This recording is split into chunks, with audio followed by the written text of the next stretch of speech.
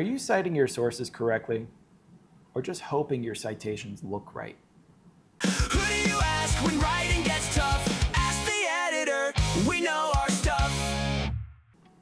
In-text citations are a core part of academic writing, but they're also one of the most common areas where writers struggle.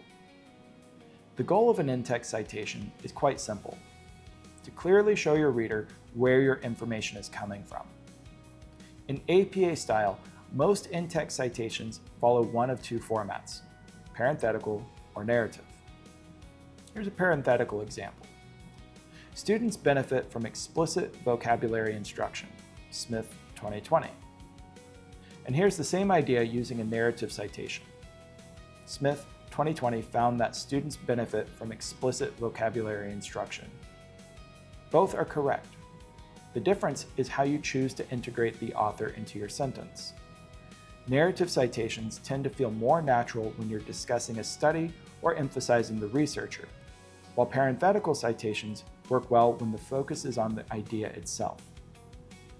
Now let's take a look at a slightly more complex example with multiple authors. In APA 7th edition, if a source has 3 or more authors, you shorten it to the first author's last name followed by et al. For example, Garcia et al. 2021. This rule helps keep your writing concise and readable. Another important point: every in-text citation must match a full reference in your reference list. If a source appears in your paper, it must also appear in your references, and vice versa. So let's take a look at a quick mistake. Research shows that formative assessment improves outcomes, Johnson 2019. If Johnson 2019 is not listed in your reference list, that's a problem. Readers should always be able to trace your sources. One final note to think about is also placement. Citations should appear immediately after the idea they support, not at the end of a long paragraph where it's unclear what you're citing.